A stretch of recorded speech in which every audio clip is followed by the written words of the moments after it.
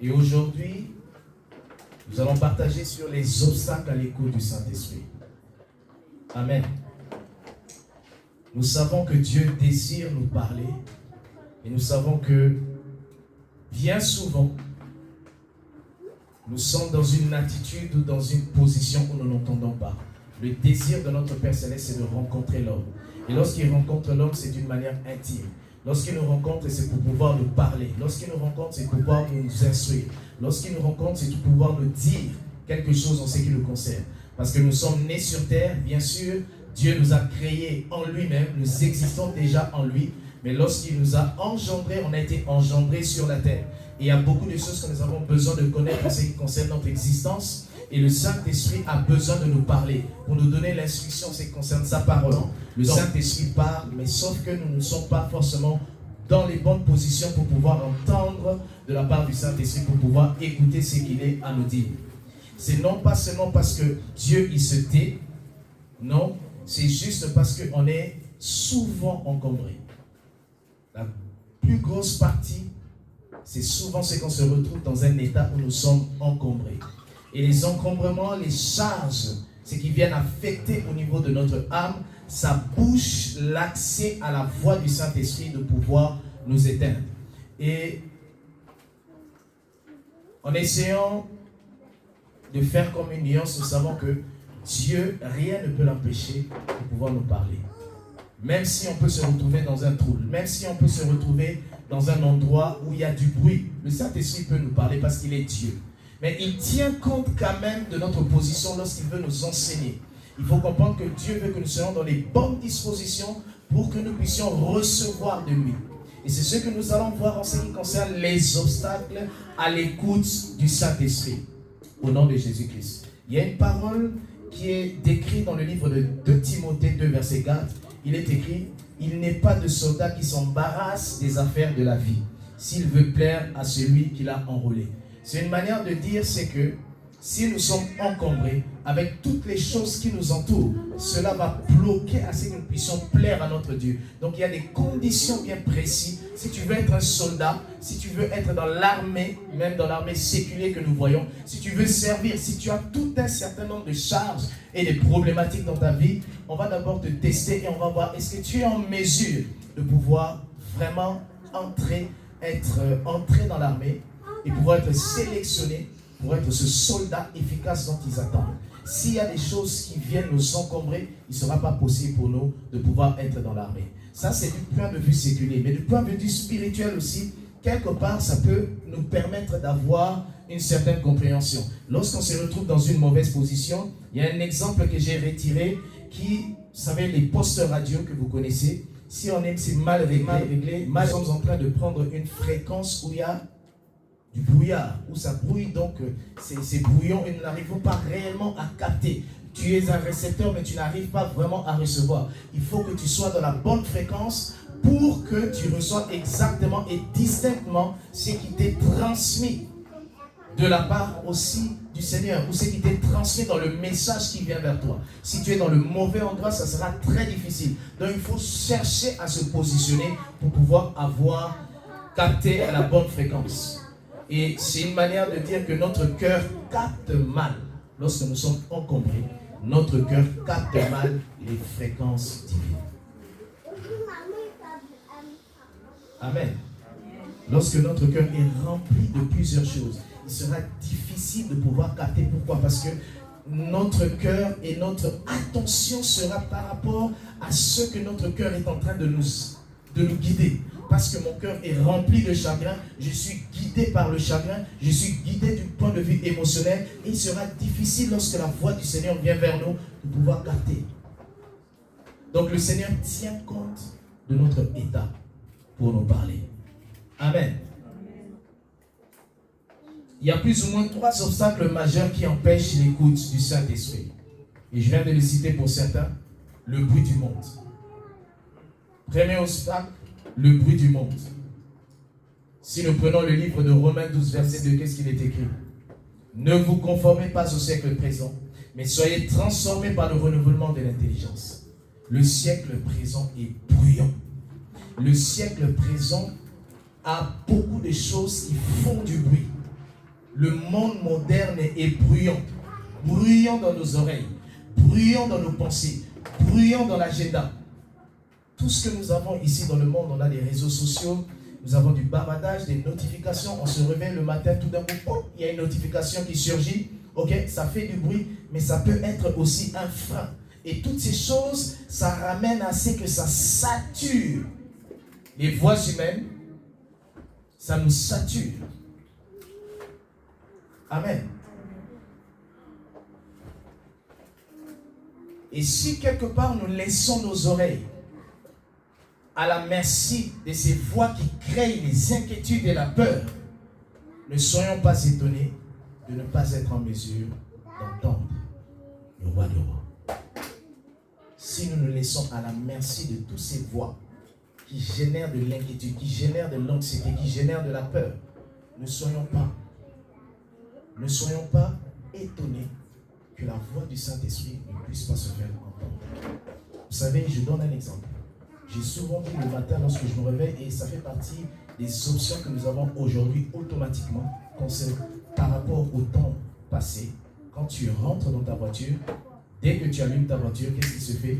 La radio aussi s'allume. Donc parfois, si la fréquence elle est sur BFM ou sur une chaîne, n'importe lequel, tu entends toutes les nouvelles. Vous savez ce qui se passe, c'est que quand je rentre dans ma voiture, parce que c'est une fréquence qui est automatique, j'essaye d'arrêter. Ou c'est mon épouse qui me dit, Junior, arrête. Arrête s'il te plaît. Changeons de fréquence. Changeons de voix. Parce qu'on a besoin d'écouter la louange. On a besoin d'écouter. Parce que ces rapports, bien sûr, ils donnent des informations, c'est ce qui se passe sur la terre. Mais au-dessus de toutes ces choses, il y a aussi les nouvelles qui nous viennent du royaume des cieux. Est-ce que nous prenons ce temps-là où lorsque nous nous réveillons, et la gloire du Seigneur nous permet, parce que notre texte de base, c'est quoi? C'est Ésaïe 50, verset 4. Ésaïe 50, verset 4. C'est ce que nous avons eu. Il est écrit quoi? Ésaïe 50, verset 4. Le Seigneur l'Éternel m'a donné une langue exercée pour que je sache soutenir par la parole celui qui est abattu. Il éveille chaque matin, il éveille mon oreille pour que j'écoute comme écoutent les disciples. Amen. Ce sont des paroles qui sont très puissantes. Et ces paroles nous montrent, même si tu es en mesure de pouvoir t'adresser à une personne qui est abattue, à une personne qui est dans le désespoir, il te faudrait d'abord que toi-même tu sois dans une position d'écoute. Avant de pouvoir toi parler à la personne qui est abattue. Il faut que tu sois déjà dans une position où le Seigneur t'a parlé, où le Saint-Esprit est venu te parler. Et il y a même un temps bien précis qui a été défini tout le matin. Parce qu'en tant que disciple, on a besoin de s'asseoir, on a besoin de comprendre, on a besoin de recevoir de lui. On ne se présente pas comme ça pour parler des paroles de foi, pour parler des paroles de justice, sans pour autant avoir eu à écouter le ciel. J'ai beaucoup aimé un serviteur de Dieu qui est déjà parti dans la gloire. Il disait souvent, vous savez, il est très important de recevoir les informations qui nous viennent du ciel. Nous avons des anges que Dieu a disposés, qui sont créés. Et eux là, c'est comme des agents secrets quelque part. C'est un exemple. C'est comme des agents secrets. Et ils viennent nous donner des informations de tout ce qui se passe. Avant même qu'on vienne t'annoncer des mauvaises nouvelles, l'ange de Dieu peut venir te dire la nouvelle qui semblerait-il être mauvaise. Mais ça sera accompagné d'un esprit de consolation. Parce que lorsque ça vient du Saint-Esprit, c'est tout à fait différent. Il y a une personne très particulière aujourd'hui qui est partie dans la gloire, très importante dans notre famille. C'est ma grand-mère. Elle recevait toutes les informations avant que les choses arrivent. Le ciel venait lui informer. Et elle avait des visitations de la gloire de Dieu, des anges de Dieu qui lui apparaissaient et qui lui disaient, qui lui donnaient l'information. Voici ce qui s'est passé. Elle était déjà informée. Quand son fils aîné est décédé à l'hôpital, avant même qu'on l'annonce, avant même qu'on l'appelle, il y a un ange du Seigneur qui est venu et qui lui a parlé. Et avant même qu'il parte, il voyait tellement de choses. Il y a un membre de ma famille, Tata Tita, elle était avec son frère. Et elle a vu même des anges, parce qu'elle aussi elle a bénéficié de ça. Elle a vu des anges de la gloire de Dieu apparaître. Et son frère qui lui parlait, écoute, si je te dis les choses que je suis en train de voir, ma soeur, sa petite soeur, sa jeune soeur, il dit, tu ne vas pas imaginer. Il était émerveillé de ce qu'il était en train de voir. Amen. Le Saint-Esprit, lorsqu'il veut nous parler, il vient généralement dans le calme. Il ne crie pas pour se faire entendre. Ce n'est pas quelqu'un qui vient crier pour se faire entendre. Au milieu de tous les bruits qui résonnent, tous les bruits que nous entendons, lui aussi il vient. Frédéric. Ah non, pas du tout. Il est Dieu. Dans le calme. Lorsque nous allons dans 1 Roi 19, verset 12, vous connaissez l'expérience d'Élie. L'expérience d'Élie, c'est quoi? Il y a eu du bruit, il y a eu du feu, il y a eu toutes sortes de choses, des tremblements de terre. Mais la voix du Seigneur s'est fait entendre comme dans un souffle. Et le Saint-Esprit est venu lui parler. Il a dit, c'est une dimension, parce que jusque-là, il venait de vivre un Dieu qui se manifestait par le feu, un Dieu qui se manifestait puissamment. Mais le Seigneur est venu à ce moment-là, le Saint-Esprit lui a révélé en réalité, lorsque je veux être en intimité avec toi, lorsque je veux être dans ce temps-là précis avec toi, il faut que ça soit dans le calme. C'est dans le calme parce que je veux m'adresser à toi. Le disciple doit apprendre à sortir du vacarme. C'est-à-dire quoi? Il doit sortir de tout ce qui crie. Il doit sortir des tapages à l'oreille. Il doit sortir des grands bruits assourdissants. Il faut qu'il sorte de cela, un disciple. Et il doit savoir cultiver un temps de silence. Nous devons travailler là-dessus. Cultiver ce temps de silence. J'ai beaucoup aimé un frère que nous connaissons avec mon épouse. Vous savez, chez eux, et de toute façon, avant que lui le dise, mon épouse aussi le disait. Parce qu'en grandissant, elle est allée dans certains milieux, dans certains endroits, ils n'utilisaient même pas la télévision.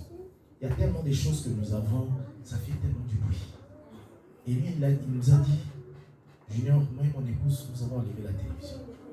Et quand on a enlevé la télévision, c'était pas facile. Mais on s'est rendu compte, mais il y a une atmosphère qui s'est installée dans la maison. On s'est dit, mais cet objet ici, ce truc ici, mais ça fait du bruit en réalité. Du bruit.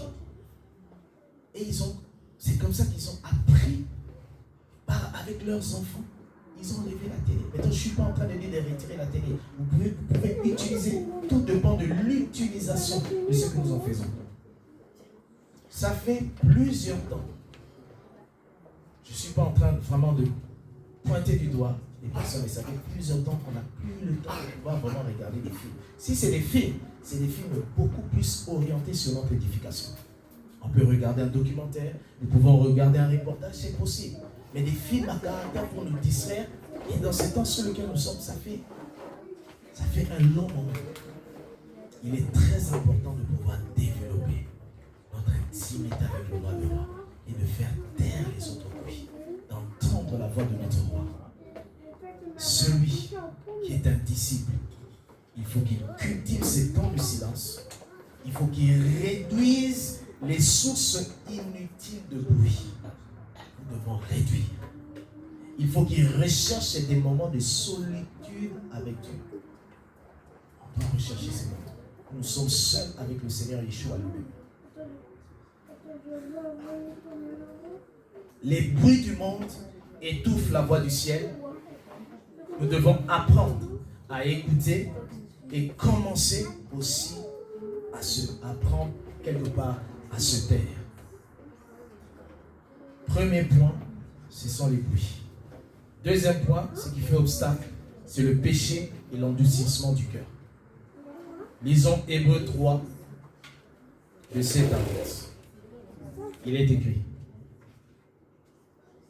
C'est pourquoi, selon ce qui est dit, le Saint-Esprit aujourd'hui, si vous entendez sa voix, n'endurcissez pas vos cœurs comme lors de la révolte, le jour de la tentation dans le désert.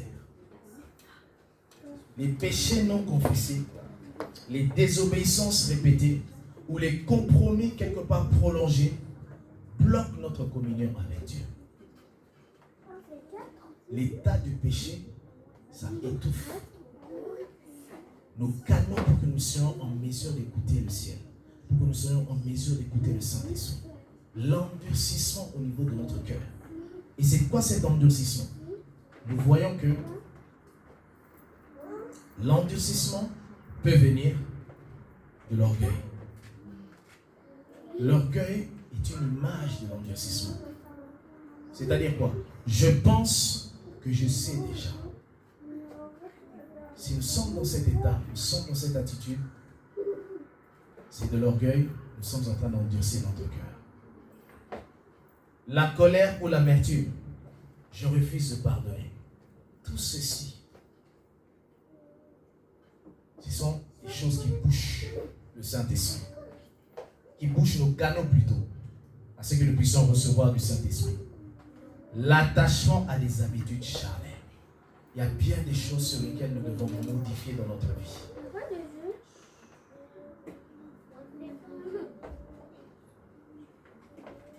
Solution.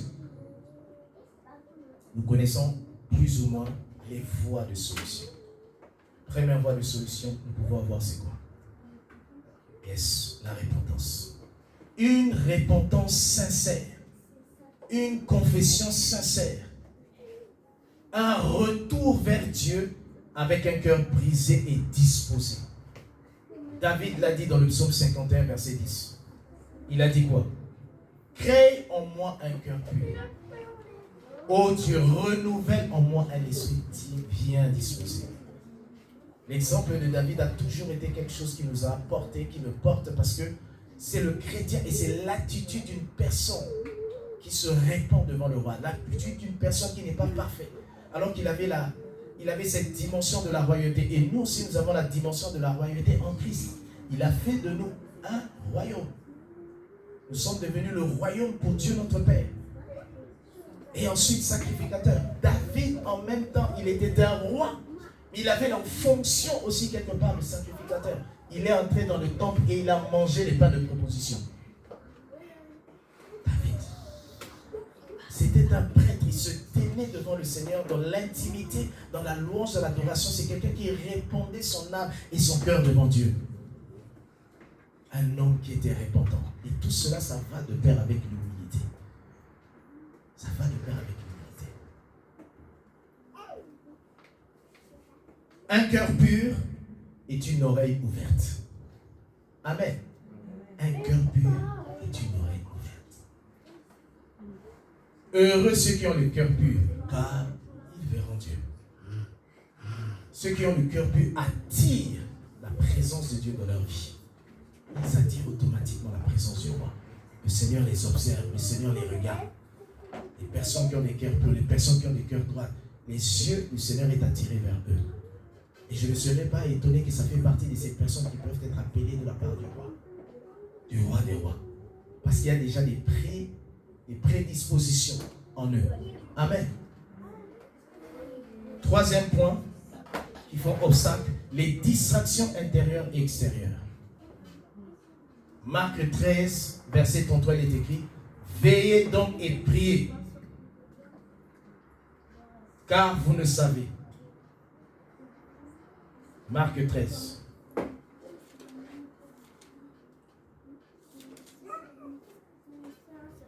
Verset 3.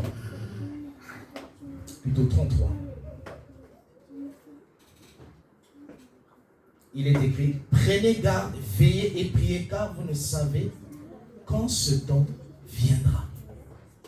Nous devons avoir cette attitude de pouvoir veiller.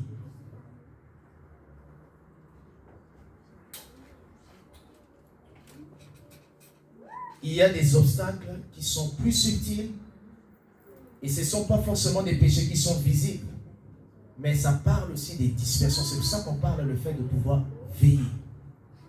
Tu peux être là physiquement, mais en réalité tu n'es pas là. C'est-à-dire ton corps physique est là, mais ton esprit est ailleurs. Tout cela, ça crée des obstacles pour entendre de la part du ciel.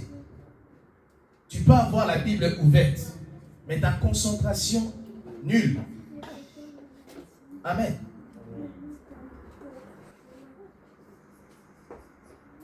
En grandissant, nous avons vu, pour ceux qui ont grandi dans le milieu un peu chrétien, à l'époque, moi je faisais les deux, et je pouvais voir plusieurs personnes qui se disaient être les enfants de Dieu. Mais en réalité, ils étaient ailleurs.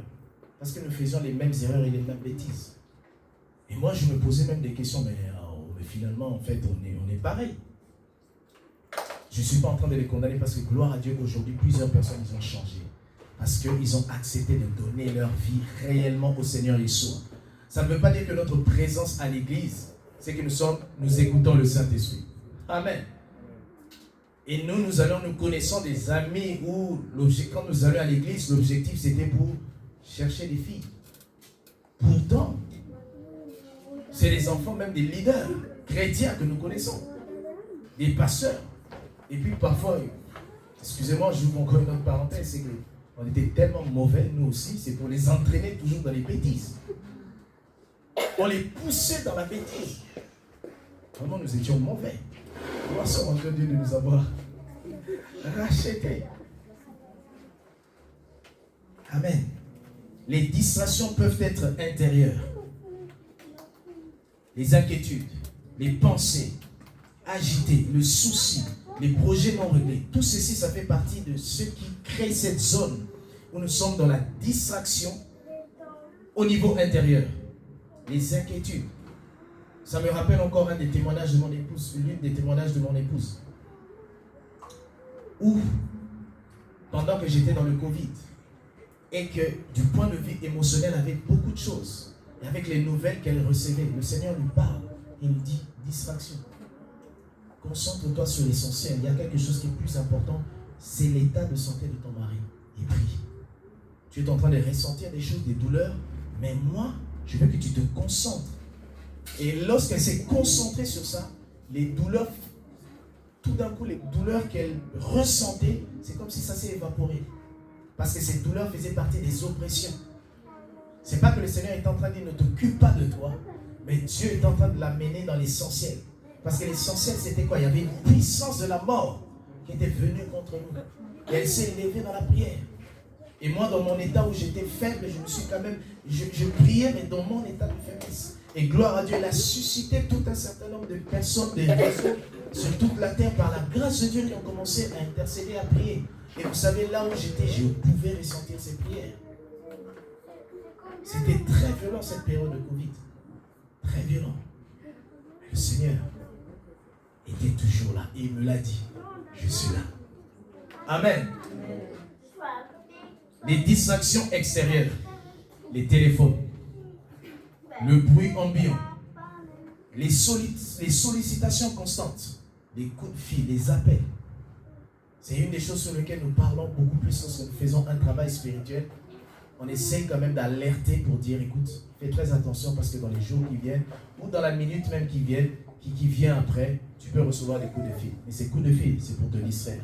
Ne sois pas distrait parce qu'il y a un travail spirituel qui a été fait. Fais attention pour les coups de fil. Il y a des coups de fil, dès que tu prends ces coups de fil, ça te prend du temps, ça te distrait et tu ne seras même plus en mesure d'être vraiment dans le bon positionnement que Dieu veut pour que tu écoutes au Saint-Esprit. Parce qu'on va t'injecter des choses dans cet appel. Tu reçois des appels, on t'injecte du poison. Quel type de poison? C'est des poisons par rapport à ta pensée.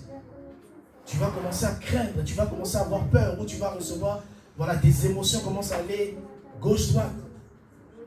Tu vas ressentir quelque chose contre une personne.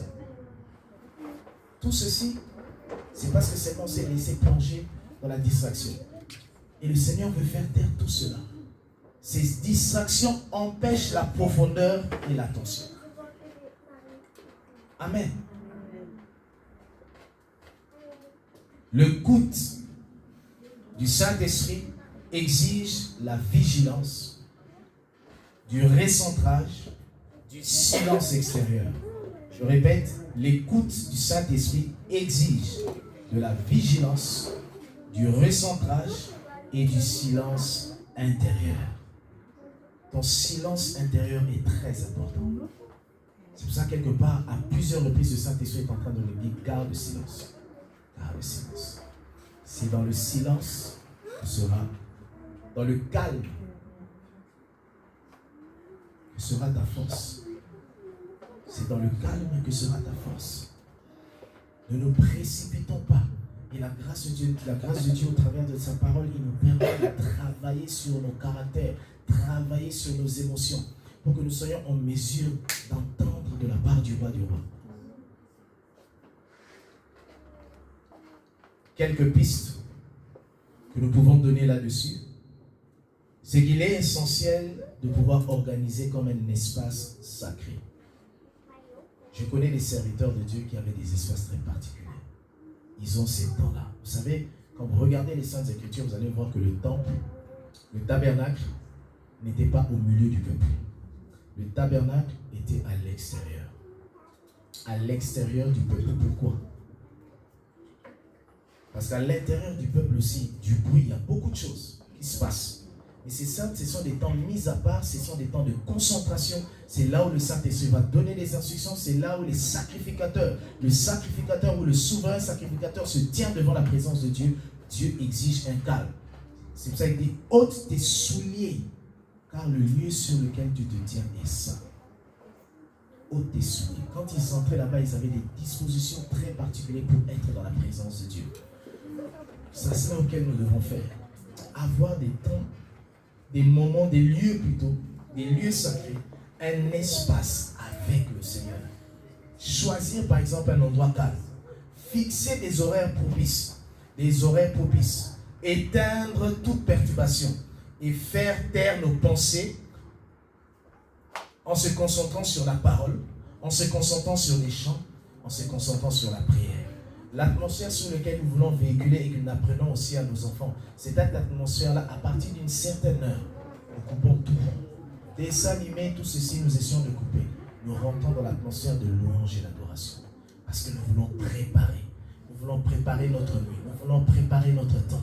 Nous voulons être en mesure d'écouter de la part du Seigneur. Nous voulons être dans ce calme-là que le Saint-Esprit exige. Et il y a même des moments où on attend effectivement que les enfants, c'est pas que Dieu ne veut pas les enfants, mais on attend jusqu'à ce que les enfants ils aillent dormir. Ça va nous coûter le temps, ça va nous coûter l'heure, ça va nous coûter vraiment des heures tardives.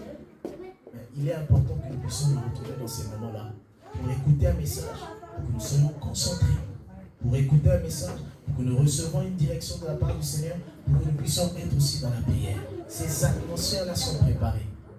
Elles ne se font pas automatiquement comme ça. Il faut le préparer. Amen. Dans le psaume 131, verset 2, il est écrit « Mon âme est calme et tranquille ». Prenez cette référence. Psaume 131, verset 2. « Mon âme est calme et tranquille ». C'est dans le calme que la voix de Dieu devient claire. Une des conclusions que nous pouvons avoir sur les obstacles qui font barrière, tout ce qui font barrière pour que nous soyons en mesure d'écouter le Saint-Esprit. Dieu parle, mais souvent nos oreilles sont bouchées, nos oreilles sont obstruées. Le bruit, le péché, la distraction sont des obstacles qui sont réels à l'écoute spirituelle. Et pour mieux entendre, il faut essayer, chercher à faire le vide. Pour mieux entendre, le vide, on va faire pas le vide de ce que nous pensons. Vous savez, il y a beaucoup de choses parce que le monde aussi parle du vide. Okay? Mais lorsqu'on parle du vide, c'est-à-dire de pouvoir éteindre tout ce qui peut empêcher Dieu. C'est pour ça qu'on parle du vide en fait. C'est pas le vide selon ce monde où tu es là et tu te tiens dans une position. Vous savez, il y a la lévitation transcendantale, tout ceci. Non, pas du tout. Ça n'a rien à voir avec ça. Parce que si ce genre de choses, si les enfants de Dieu le font, ils vont attirer les esprits. Ce n'est pas un vide, c'est des esprits qui viendront. Ce vide-là, c'est tout ce qui est le bruit. Tout ce qui vient parler et t'empêcher, toi, de pouvoir écouter Dieu. C'est le fait de pouvoir se purifier, de créer cet espace sacré avec ton Dieu. J'ai parlé, il y a de cela quelques temps, en ce qui concerne mon propre témoignage. C'est que le Seigneur avait permis que ces temps-là sacrés, il y a un temps. Aujourd'hui, nous, c'est toute notre maison. Et nous savons quand est-ce que nous pouvons avoir ce temps-là. Mon épouse, alors, ce temps sacré, elle peut l'avoir même en étant à la cuisine. Mais c'est très spécial, parce que ça se travaille. Vous savez, l'écoute du Saint-Esprit, ça se travaille. Ce n'est pas automatique. Ça se travaille. C'est un exercice. Au fur et à mesure, la grâce de Dieu nous conduit à savoir comment est-ce que tu dois faire les choses au travers de sa parole. Mais moi, dans les temps passés, j'attendais. Je ne pouvais pas le faire. J'habitais avec des musulmans. J'habitais avec des frères musulmans que j'aimais très bien. Mais je ne pouvais pas avoir ce temps sacré-là dans la chambre. Nous étions dans la même chambre parce que j'étais dans un foyer. Et mon temps sacré, c'était la salle de bain. Donc c'était une salle de bain commune. Des douches, en fait, un endroit avec les douches. Et un peu plus loin, comme c'était très grand, et un peu plus loin, il y avait une chaise. Et c'est là où moi j'allais m'asseoir. J'attendais tard le soir. C'était généralement après minuit. Je commençais minuit 30. Et je trouvais mon calme. Je méditais la parole du Seigneur et je priais. Et demandez-moi quoi? Par la grâce de Dieu, Dieu était là. Le Saint-Esprit est là. Je pouvais voir même les musulmans venir, ils venaient la nuit parce que eux, à chaque fois, lorsqu'ils vont se soulager ou les besoins, tout ceci, ils se lavent, ils vont se laver. Donc à chaque fois, quand ils reviennent, ils vont regarder. Je me dis, mais c'est quoi ça? Qu'est-ce qu'il fait là, à cette heure? Parfois, j'étais debout en train de danser parce que je louais le Seigneur à des heures tardives. Aujourd'hui, je ne suis plus dans ce contexte-là. Et je connais un autre serviteur de Dieu. Comme il était dans une maison, lui, il trouvait même un temps. Parce qu'il ne pouvait pas aller déranger dans la chambre. Je crois qu'il dormait avec quelqu'un. Son temps calme là, à un moment donné, il disait, je vais aller aux toilettes. Quand il va aux toilettes, c'était là son temps sacré. Dans les WC. Faites attention. Il y a beaucoup de choses qui se disent aussi derrière cela. Pour invoquer les esprits. Non, non, non, pas du tout. Ça, c'était quelque chose de particulier. Et dans une étape, vous savez, on est passé par beaucoup de choses. Même dans une étape de ma vie où notre temps, c'était, voilà, parce que tout était lié. Et pour avoir ce temps sacré, ce temps calme avec le Saint-Esprit, nous étions en colocation, mais cette fois-ci avec des enfants de Dieu. Mais comme on voulait avoir notre intimité à nous, nous étions dans un studio, il fallait aller dans la salle de bain. Et là aussi, il y avait le WC. Mais c'est là où nous avons notre temps sacré. Et je vous dis, la présence de Dieu qui était là forte. C'est l'endroit où je vous dis, au-dessus de nous, il y avait un féticheur, un marabout. Et nous avions fait des guerres spirituelles intenses à cause de ce marabout-là. La présence de Dieu qui venait. Et le Seigneur est bon. Amen. Il faut vouloir créer, avoir ces moments-là, ces temps-là, où tu es seul, toi avec le Seigneur. Au nom de Jésus-Christ. Le prochain point, c'est lié à l'exercice pratique pour développer l'écoute. Mais on va la voir la prochaine fois. Amen. Les exercices pratiques pour développer notre écoute au Saint-Esprit. On va s'élever, on va prier.